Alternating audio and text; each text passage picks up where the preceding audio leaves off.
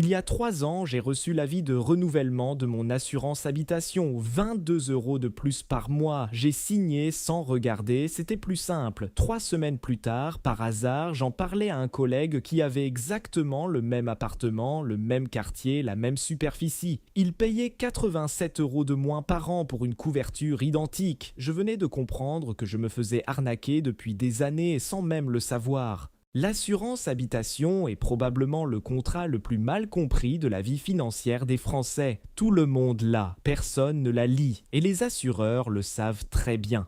Une étude publiée par l'Institut national de la consommation en 2023 a analysé plus de 8000 contrats d'assurance habitation en France. Conclusion, 63% des assurés paient pour des garanties dont ils n'ont aucun besoin et 41% ignorent ce que leur contrat couvre réellement. Le montant moyen de la surpaye annuelle par foyer, 240 euros, sur 10 ans, c'est 2400 euros donnés à votre assureur pour rien. Je vais vous raconter 4 histoires, 4 personnes que je connais, 4 façons différentes de se faire avoir par le même système. Noémie est graphiste indépendante à Nantes. Elle loue un appartement de 55 mètres carrés. Elle paie 192 euros par an d'assurance habitation, ce qu'elle trouve raisonnable. Ce qu'elle ne sait pas, c'est qu'elle paie depuis 4 ans une garantie villégiature, une couverture pour les objets qu'elle emmène en vacances, pour un montant de 38 euros par an. Elle ne part jamais en vacances avec ses appareils photo professionnels. Elle ne savait même pas que cette ligne existait dans son contrat. Personne ne le lui a jamais dit.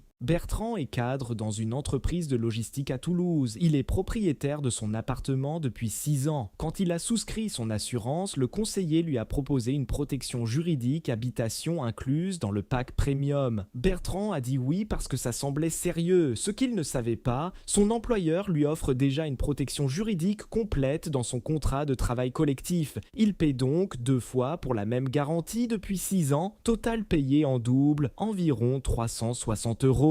Gwenaëlle est professeure dans le secondaire à Lille. Elle vit dans une maison avec jardin. Son assurance habitation inclut une garantie piscine pour les dommages causés par ou à une piscine. Gwenaëlle n'a pas de piscine. Elle n'en a jamais eu, elle n'en veut pas. Cette ligne lui coûte 24 euros par an depuis 8 ans, 192 euros pour couvrir une piscine imaginaire.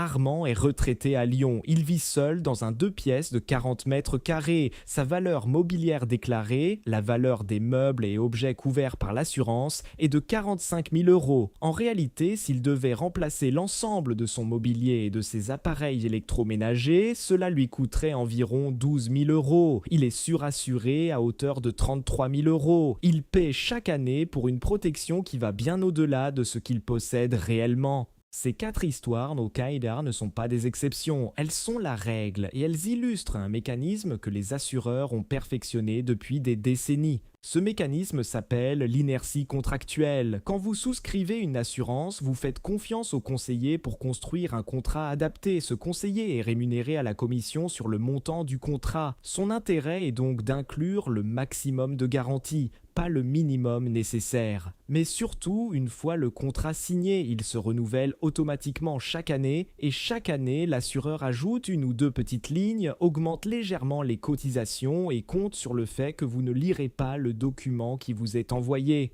Il y a un deuxième mécanisme tout aussi puissant, la complexité volontaire. Les contrats d'assurance habitation font en moyenne entre 22 et 35 pages. Ils sont rédigés dans un langage technique conçu pour décourager la lecture. Les garanties sont nommées de façon abstraite, les exclusions sont enterrées en page 18 dans des paragraphes à simple interligne. Cette complexité n'est pas accidentelle, elle est rentable.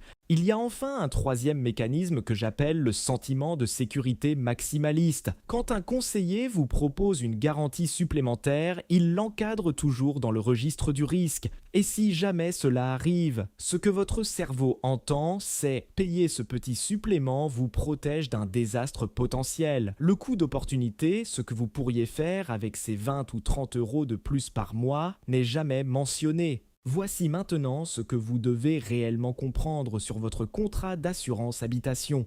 Il existe 3 niveaux de couverture. La garantie de base couvre les risques fondamentaux, incendie, dégâts des eaux, vol, catastrophes naturelles. C'est le socle légal obligatoire pour les locataires. Pour la grande majorité des ménages français vivant en appartement en ville, ce niveau de couverture est suffisant. Les niveaux intermédiaires et premium ajoutent des dizaines de garanties optionnelles dont la majorité des gens n'ont objectivement pas besoin. Les garanties dont vous n'avez probablement pas besoin si vous vivez en appartement en ville sont les suivantes. La garantie villégiature, sauf si vous partez régulièrement en déplacement avec des objets de valeur. La garantie piscine et équipement de plein air, sauf si vous en possédez. La garantie déménagement, utilisable seulement lors d'un déménagement 1 ou 2 fois dans une vie. La garantie jardin et dépendance, inutile si vous n'en avez pas. La protection juridique habitation, si votre employeur ou votre carte bancaire vous en offre déjà une version. Ce que vous devez absolument conserver, en revanche, la responsabilité civile vie privée, la couverture dégâts des eaux complète, la garantie vol et vandalisme avec une franchise raisonnable et la couverture catastrophe naturelle et technologique. Voici maintenant la méthode concrète pour récupérer votre argent. Elle se fait en 3 étapes.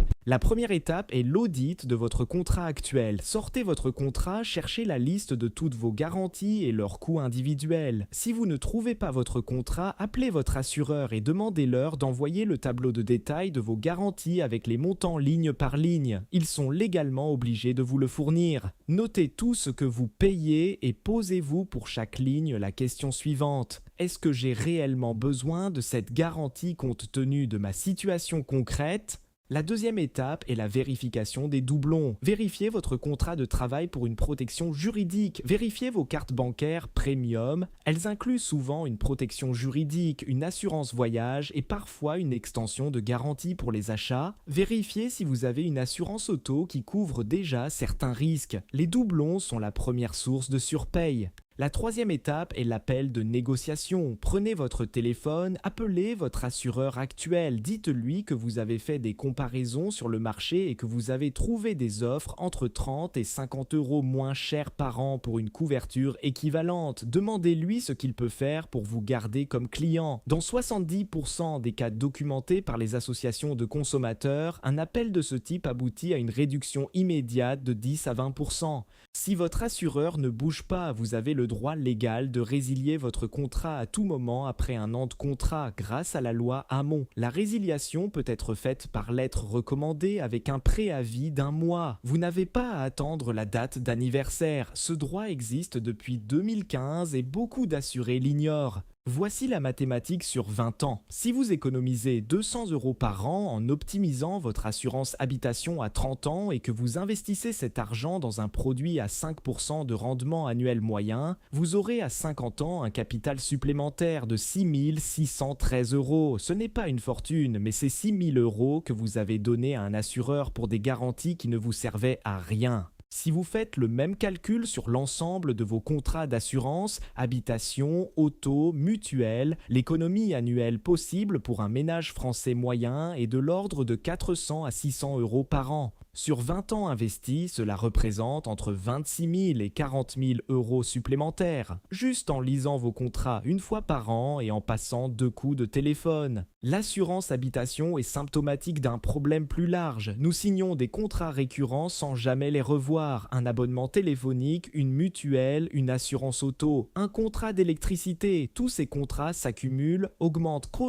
silencieusement chaque année. Et nous les laissons vivre parce que les changer demande un effort que nous remettons toujours à plus tard. Les assureurs et les opérateurs ont construit leur modèle économique sur cette procrastination. La solution n'est pas de devenir un expert en assurance, elle est de prendre 1 heure, 1 fois par an pour revoir l'ensemble de vos contrats récurrents, 1 heure par an pour économiser potentiellement plusieurs centaines d'euros. Le retour horaire de cette activité dépasse celui de la grande majorité des heures supplémentaires que vous pourriez faire au travail. Si vous ne faites qu'une seule chose après cette vidéo, cherchez votre contrat d'assurance habitation ce soir, pas demain. Ce soir, ouvrez-le, cherchez la liste des garanties et demandez-vous honnêtement pour chacune d'entre elles, est-ce que j'ai réellement besoin de ça ? L'argent que vous récupérerez n'est pas de l'argent que vous gagnez, c'est de l'argent que vous arrêtez de perdre et c'est souvent le plus facile à trouver. Et vous, est-ce que vous avez déjà regardé en détail ce que couvre votre assurance habitation? Est-ce que vous avez déjà appelé votre assureur pour négocier? Dites-moi dans les commentaires ce que vous avez trouvé, les découvertes les plus surprenantes m'aident à préparer les prochains sujets.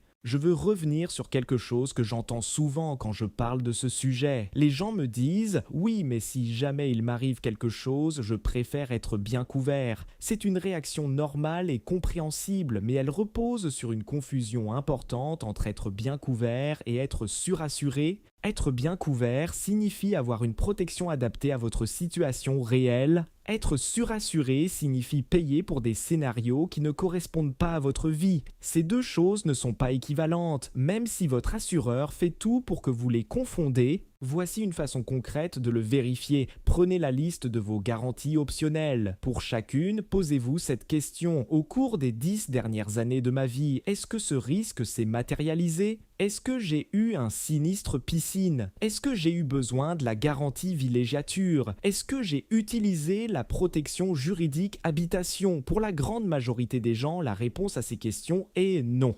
Cela ne veut pas dire que vous devez supprimer toute garantie optionnelle. Cela veut dire que vous devez faire un choix conscient et éclairé plutôt que de laisser votre assureur décider à votre place ce dont vous avez besoin. Une dernière chose sur la comparaison des offres. Les comparateurs en ligne sont utiles mais imparfaits. Ils ne prennent pas toujours en compte les détails importants, le montant des franchises, les plafonds de remboursement pour chaque type de sinistre, les délais de carence, les exclusions spécifiques. Quand vous comparez deux offres qui semblent identiques en prix, vérifiez toujours ces 4 points précisément. Une assurance moins chère avec une franchise 2 fois plus élevée peut revenir plus cher au moment d'un sinistre réel. Ce que je vous recommande concrètement, c'est de faire la comparaison en 2 temps, d'abord en ligne pour avoir une idée du marché et des fourchettes de prix, ensuite directement au téléphone avec 2 ou 3 assureurs pour négocier sur la base de vos besoins réels en ayant déjà fait l'audit de ce dont vous avez besoin et de ce dont vous n'avez pas besoin. C'est dans cette deuxième phase que se jouent les vraies économies. Le marché de l'assurance habitation en France est extrêmement compétitif. Il y a des dizaines d'acteurs qui se battent pour votre contrat. Cette concurrence joue en votre faveur si vous l'utilisez, mais elle ne joue en votre faveur que si vous bougez. L'inertie, elle, joue toujours en faveur de votre assureur actuel.